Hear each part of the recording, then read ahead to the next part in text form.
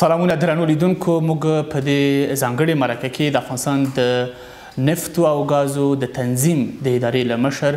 ډاکټر عبدالولي تمیم سره خبرې کوو. ډېر ښه راغلاست غالۍ تمیم او مننه چې د مرکې فرصت مو برابر کړ. تاسو نه مننه. که پیل له دې وکړو د افغانستان د نفتو او غازو د تنظیم ادارې د ایجادېدو اړتیا او انګېزه څه وه او تاسو څومره پکې دخیل وئ؟ دا یو ډیر مهم اداره دی او باید نورم پیاوړی شي. په ټولو نړۍ کې دغه مهمو اقتصادي چارو کې یو مخصوصه اداره وي چې دی هغه سمون او تنظیم په مارکیټ کې راوړي. خاصتا د افغانستان یو لوی اقتصادي سکتور چې هغه د نفتو او غازو دی، دې لپاره متاسفانه په دې 18 کالو کې هم 11 کالو کې قانون نو د قانون نشتوالی سبب شوی و چې دغه زموږ د لوی اقتصادي سکتور متاسفانه هغه عواید داسې ضایع شي چې او د قانون د نشتوالي له امله ډېر هغه یو میاه او ورځنۍ چارې د سکتور ټکنۍ وي او دې نه ډېر ناوړه ګټه واخلي، هم معافیې کړی او هم ډېر هغه کسان چې د غواړي شخصي منفعت پکې ولري. طبعا په منطقه په سطحه کې هم د نفتو د تیلو تجارت یو ډېر پراخه پروسه ده. نو د دې ادارې شتون د دې سبب کیږي چې موږ اول خو موږ قانون پیدا کړ پس له ډېر وختو د وحدت ملي حکومت او خاصتا جلال ماب رئیس جمهور د تاکید په دې و چې باید دا سکتور قانون ولري. یعنې وبخښئ د ایجاد لپاره تاسې د وړاندیز په شکل داسې کوم طرحه درلوده؟ بلې موږ اول زما چې زه مقرر شوم 3 کاله مخکې زما لومړنی بحث دا و چې دا سکتور مکمل زه نقشه برداري کړم چې زمونږ اړتیاوې چیرته دي، زمونږ خلاوې چیرته دي، زمونږ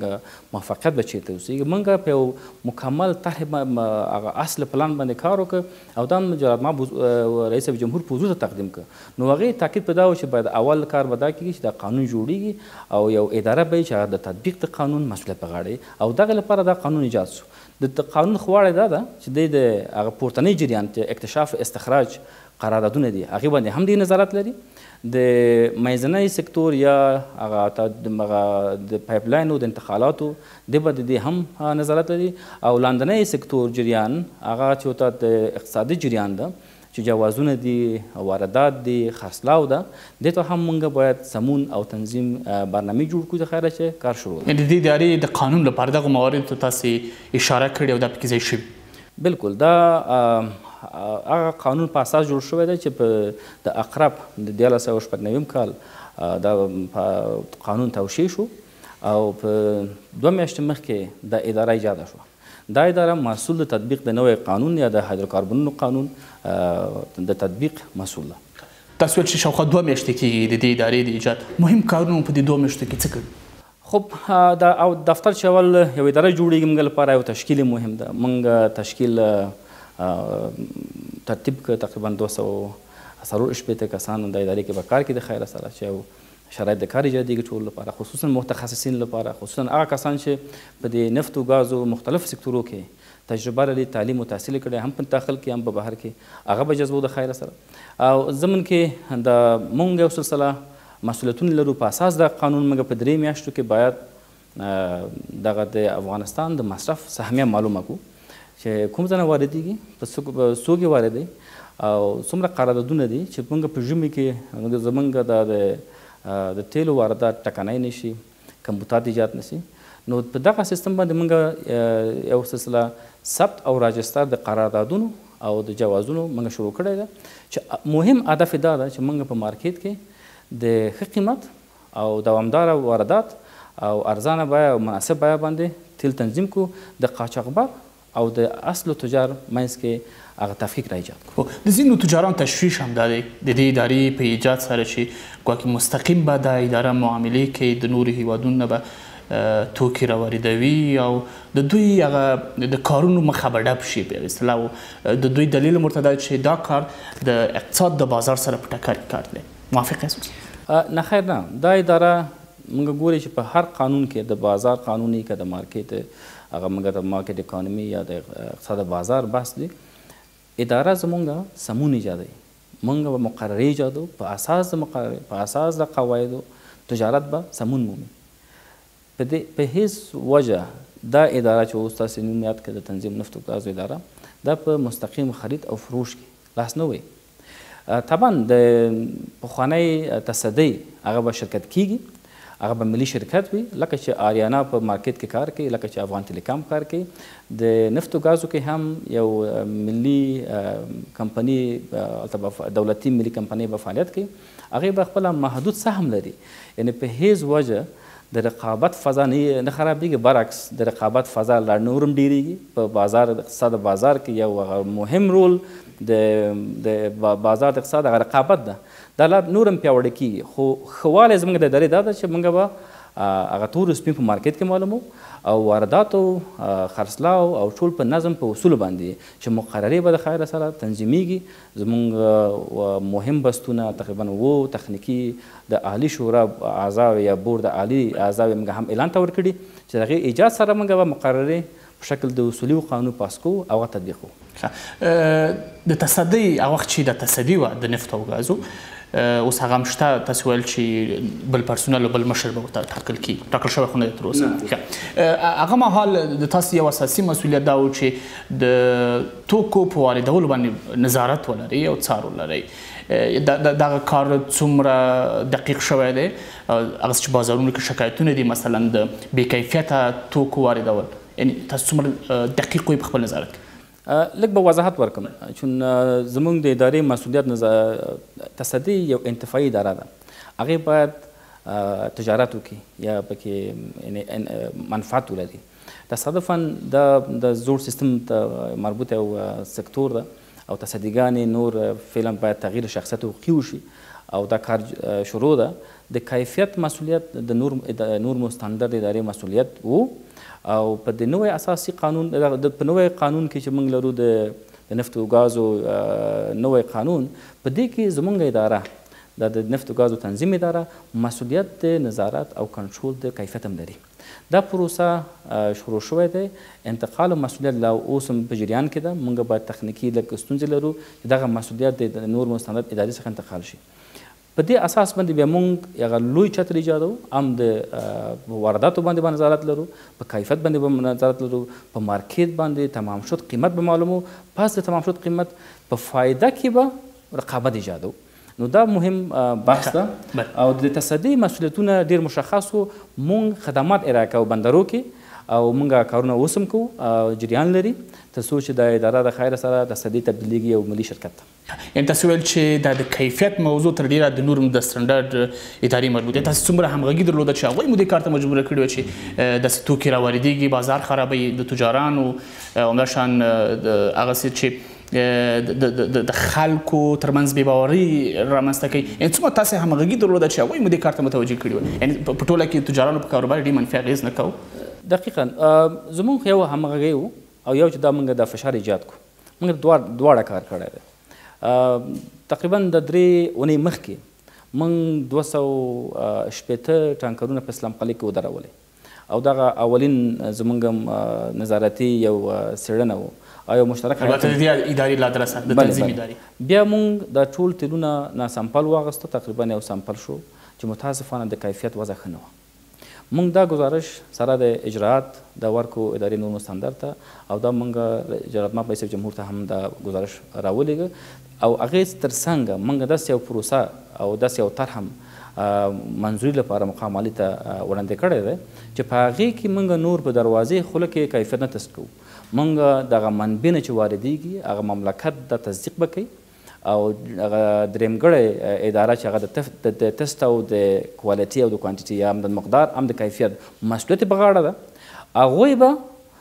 دا مسؤلیت په غاړه اخلي چې منظم با کیفیته تیل موږ ته صادر کړي او موږ په افغانستان کې چې واردېږي اساسي اسنادو سره اوسیږي. پس لغې دغه زوړ سیستم چې د هر ځای نه د منبع نه غلط تیل وارد شي خو بار شي خو ته په افغانستان کې غلط تیل اخلي، نو موږ یو 3 جانبه تازه سیستم باندې کار شروع کړی دی چې مطمئنا تر 3 تر 6 میاشتې پورې د کیفیت مسله موږ باید بنیادي او اساسي حل کو. هر مملکت چې اوس تاسو ګورئ که ترکمنستان ده که آذربایجان ده هغې تر څنګه ایران ده، دی آماده دي چې موږ سره حکومت په حکومت درېمګړی اداره چې هغه تصدیق د د بارګري په وخت کې د کیفیت او د کمیت تصدیق کې معتبر اسناد به ورکوي. تجار به هغه تیل بې د لاسوهنې افغانستان ته راوړي. تاسو څومره ډاډه یاست چې د ټیټ کیفیته تیلو د واردولو مخنیوی به وکړي؟ ګورې موږ باید یو سیستم ایجاد کړو او عین زمان کې سیستم ایجادو دغه ادارې د مسؤلیت پذیري په غاړه واخلي. زه په حیث د مسؤل د ادارې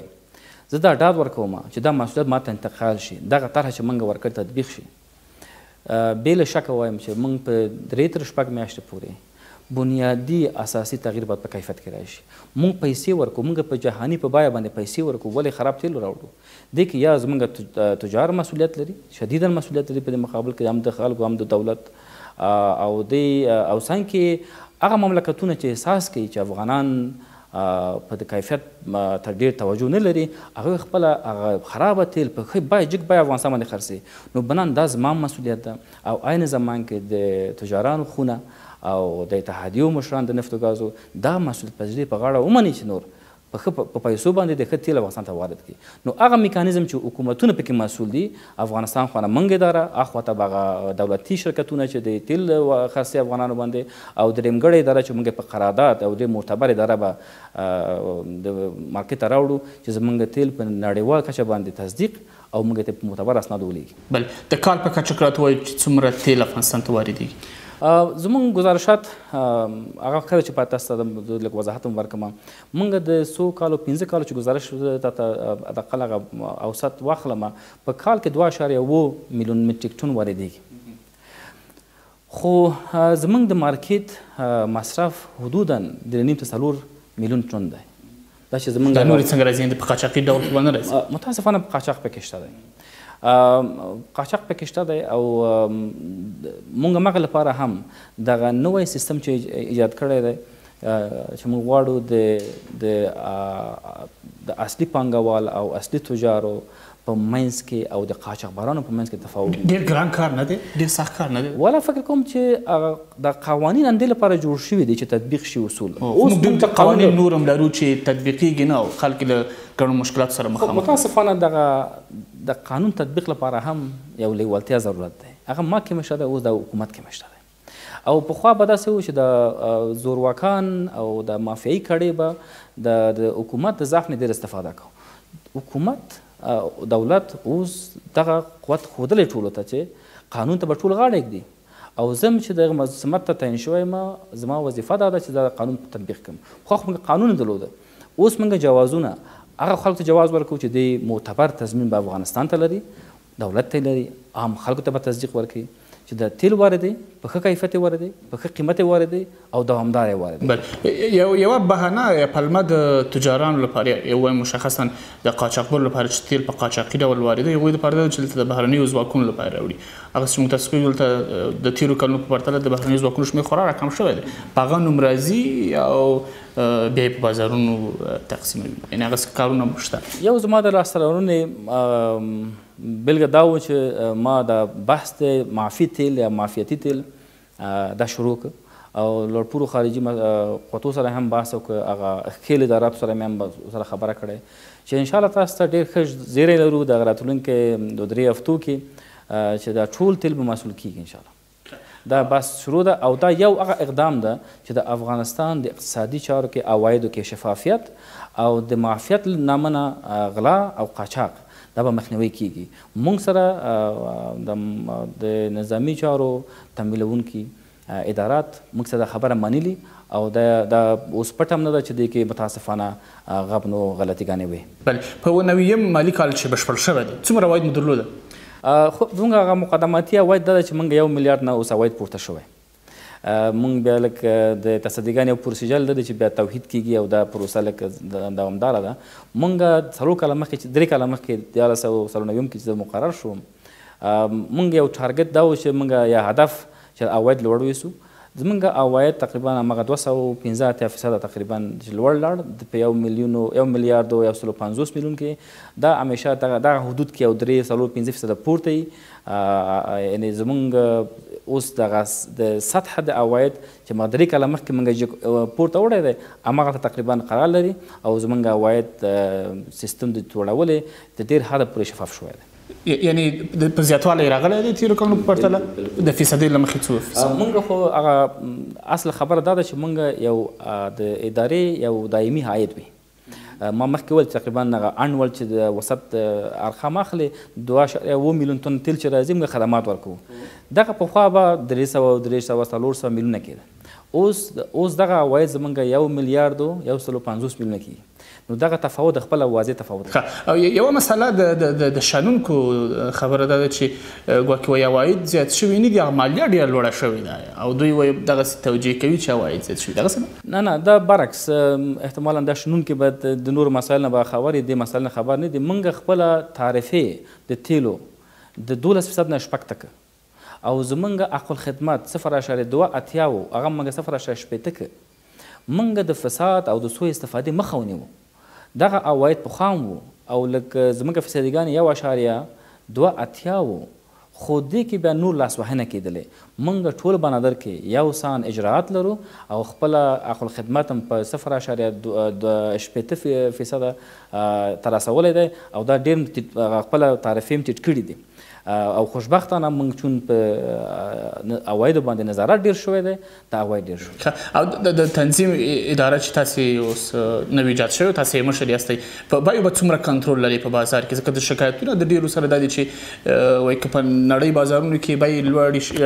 لوړې شي دلته خورا لوړې که هلته راټیټې شي دلته وایي هماغسې وي د ډېرو چلوونکو سره موټر چلوونکو سره دا شکایتونه دي تاسې څومره ډاډه یاست چې د بیو باندې به کافي کنټرول ولرئ د اول خو د عام خلکو موږ یو فقیر ملک یاستو موږ لپاره دغه قیمت نړیوال قیمت هم د اوس اکثره ملکو کې حتی په هندوستان کې د $1 نه پورته ده په افغانستان کې 1 لیتر تیل تقریبا 80 سنته ده خو زمونږ بیې د نړیوال په کچه باندې بیې کې قیمتو کې موږ مناسب حالت کې قرار لرو